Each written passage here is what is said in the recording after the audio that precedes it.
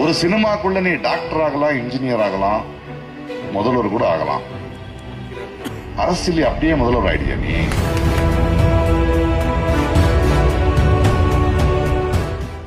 நடிகனுக்கு ரொம்ப பிடிச்சா 3 விரல தொண்டையில விட்டு விசில் அடிக்கலாம், நாட கொடுக்க முடியாது. நாட கொடுக்க கூடாது. அரசியல் வேற, சினிமா வேற. அந்த அன்பு வேற, இந்த அன்பு வேற. திராவிடியன் மாடல் வேணுமா, அடிமை மாடல் வேணுமா, சினிமா மாடல் வேணுமா? இந்த தேர்தல் 3 மாடலுக்கான தேர்தல், அப்படிதான் பார்க்கணும். ஒன்னு திராவிட மாடல், 2வது அடிமை மாடல், 3வது சினிமா மாடல். நான் அரசியல்வாதி கிடையாது, நான் எந்த கட்சிக்காரனும் கிடையாது. உங்களை மாதிரி நானும் ஒரு ஓட்டர் தான். நம்ம 2 பேரும் இந்த தேர்தல் என்னன்னு பேசுவோம். இந்த மாடல்கள் என்ன கொடுக்குதுன்னு பேசுவோம். திராவிட மாடல் என்ன கொடுத்துச்சு? கல்வி கொடுத்துச்சுப்பா. இந்தியாவிலேயே ஒரு மாநிலம் இப்படி இருக்கணுங்கிற பெருமையை சேர்த்துச்சுப்பா. மொழி மானத்தை காப்பாத்துச்சு. இப்ப இனம் மானத்தை காப்பாத்துறதுக்கு போராடுது. இது திராவிட மாடல். அடிமை மாடல் என்ன? நம்ம தன்மானத்தை, சுயமரியாதையை தூக்கிட்டு போய் மோதி காலு கீழே வைக்குது. தேவையா நமக்கு? இவனுங்க எப்படின்னா, ஒரு கதை சொல்றேன் உங்களுக்கு. ஒரு பெரிய கிணறு இருந்ததா, தமிழ்நாடு ஒரு கிணறுன்னு வச்சுக்கோங்களேன்.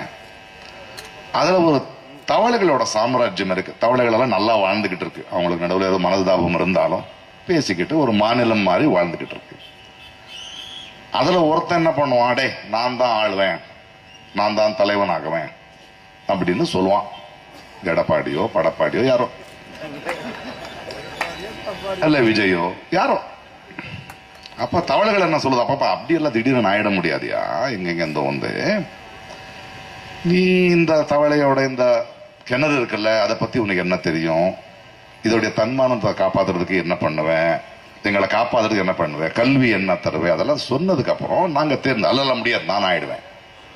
அப்படியெல்லாம் ஆயிட முடியாதுயா, கொஞ்சம் உளுந்தாதான் அடிப்பட்டாதான் தெரியும். இல்ல கோவிச்சுக்கிட்டு வெளியே போயிடுச்சு. அந்த வெளியே போகும்போது என்னன்னா, ஒரே ஒரு ஓட்டை இருக்கும். அது தவளைகளுக்கு மட்டும்தான் தெரியும், உள்ள வர்றதுக்கும் வெளியே போறதுக்கு. உள்ளூர்காரனை விட்டா வெளியூர்காரனை விட மாட்டோம்ல. தவளை வெளியே போச்சு. அங்க பிஜேபிங்கிற பாம்பு நிக்குது. பார்த்த உடனே சாப்பிட வந்தா, ஐயோ என்ன சாப்பிடாத, சாப்பாடு என் கிணறு நிறைய இருக்கு, டே வழி இல்லடா, எப்படி போகுது, நான் கூட்டு போறேன், நீ வந்துட்டு என்ன அங்க தலைவன் ஆக்கிடுச்சு. அந்த பாம்பை உள்ள எடுத்துட்டு வரானுங்க. இப்போ நேரம் வர முடியல இல்லைங்க. உள்ள வந்து என்ன நடக்கும்? இந்த தவளை என்ன, மத்த தவளை, டேய் நம்மளுக்குள்ள பேசிக்க முடிக்க வேண்டிய விஷயம், நம்ம மாநிலம் நல்லா இருக்கணும்டா, வெளியில இருந்து ஏன்டா இந்த பாம்பை கொண்டு வந்த, அதெல்லாம் முடியாது. இவனை பிடிக்கல, இவன் தான் எதிர்த்து கேள்வி கேட்கறான், இவனை சாப்பிடு, இவன் மேல இடி கேஸ் போடு, இவன் மேல அந்த கேஸ் போடு, இந்த கேஸ் போட்டு 4-5 பேரை முடிச்சாச்சு. அதுக்கப்புறம் இதுக்கு தெரியாதது என்னன்னா, அதுக்கப்புறம் போன்னு சொன்னா பாம்பு போகாது, இவனையும் சாப்பிட்டு எல்லாரையும் சாப்பிட்டு இங்க இருக்கும். இதுதான் அடிமை மாடல். இத பாருங்க, வெக்கம் சூடு சொரணை இந்த அடிமை மாடலுக்கு கொஞ்சம் கூட இல்ல. மகளிர்களை பத்தி, அந்த உரிமையை பத்தி ஒரு சட்டம் எடுத்துட்டு வரணும்னு திடீர்னு நேற்று நான் வந்து நம்முடைய எம்பியை கேட்டேன், எங்க போயிட்டு இருக்கீங்க, நான் மதுரை வரணும், திடீர்னு கூப்பிட்டு இருக்காரு மன்னர், என்னன்னு போலாம். அங்க போன அதுக்குள்ள டீலிமிட்டேஷன் பாஸ் பண்றான். அதாவது இது ரொம்ப முக்கியமானது. ஏன்னா இந்த டீலிமிட்டேஷன் பாஸ் ஆயிடுச்சுன்னா 50 ஆண்டு காலக்கு தென்னிந்தியாவுக்கு இருக்கிற பிரச்சனையை அரசியல் மாறிடும். மக்கள் தொகையை வச்சு எம்பிகளை அதிகமாக்குறாங்களாம். அதை பத்தி உங்களுக்கு தெரியும். மக்கள் தொகையை வச்சு, பெரும்பான்மையை வச்சு நீங்க பண்ணலாமா? பெரும்பான்மை தான் உண்மைனா உண்மை, அதை மேலதான் எல்லாம் தீர்மானிக்கணும்னு அண்ணா அன்னைக்கே சொன்னாரு. அப்ப மயில் இல்லடா பறவை, தேசிய பறவை காக்கா தான் ஆகணும்னு. எங்களுக்கு பெரும்பான்மை இருந்தா அரசியல்ல ஜெயிக்கலாம். ஆட்சி பிடிக்கலாம், அது வரைக்கும் தான் பெரும்பான்மை. அதுக்கப்புறம் அந்த பெரும்பான்மையை தாண்டி சமத்துவம், சகோதரத்துவம், அதை பத்தி பேசணும். இவங்க பெரும்பான்மை தான் பேசுவானுங்க. நான் எதுக்கு சூடு சொரணை இல்லாம பேசுறேன்னா, இந்த எடப்பாடியோ இந்த மத்த கட்சிகள் இருக்காங்கல்ல, இந்த அடிமை மாடல் தமிழ்நாட்டுக்கு துரோகம் நடந்துகிட்டு இருக்கு. தேர்தல் நேரத்துல எவ்வளவு தைரியம் இருந்தா அவன் பண்ணுவான். வாய மூடிக்கிட்டு நிக்கிறானுங்க பாருங்க. இந்த மாடல் நமக்கு தேவையா? இந்த மாடல் நமக்கு தேவையா? திருப்பரங்குன்றத்தில் நடக்கிறத பத்தி நான் பேச தேவையில்லை. என்ன நடக்குதுங்க? மதுரையை இன்னொரு மணிப்பூர் ஆக்க போறானுங்க அவனுங்க.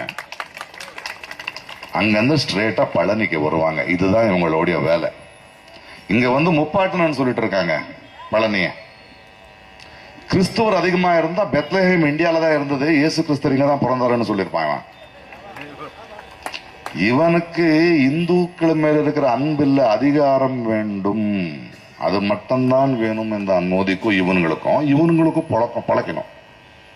இதுக்கான பதில் நீங்க கொடுக்க வேண்டியதா ஒரு தேர்தல் இது. சினிமா மாடல்னு ஒண்ணு இருக்கு.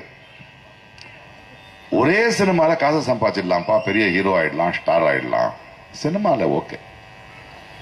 ஒரு சினிமாக்குள்ள நீ டாக்டர் ஆகலாம், இன்ஜினியர் ஆகலாம், முதல்வர் கூட ஆகலாம். அரசியல் அப்படியே முதல்வர் ஆயிடியா நீ?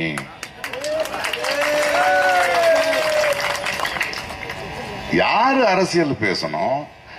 என் அளவுக்கு அரசியல் பேசிருக்கியாப்பா நீ? நீ இத்தனை வருடங்கள்ல தமிழ்நாட்டுக்கோ, மக்களுக்கோ, மொழிக்கோ, தன்மானத்துக்கோ பிரச்சனை வந்திருக்கும் போது வந்து நின்று இருக்கியா? உங்களுடைய உங்க மேல மக்கள் வச்சிருக்கிற நட்பு, அன்பு, திறமைக்கு, அரசியலுக்கு இல்ல. அதை பயன்படுத்துறீங்க நீங்க. வெயில்ல கியூ நின்று, கட் அவுட்ட போட்டு, டிக்கெட்டை போட்டு, வீட்டை பத்தி யோசிக்காம வேலையை விட்டு காட்டின அன்ப இப்போ அரசியல் வரணும்னு அதுக்கு பயன்படுத்துவீங்களா?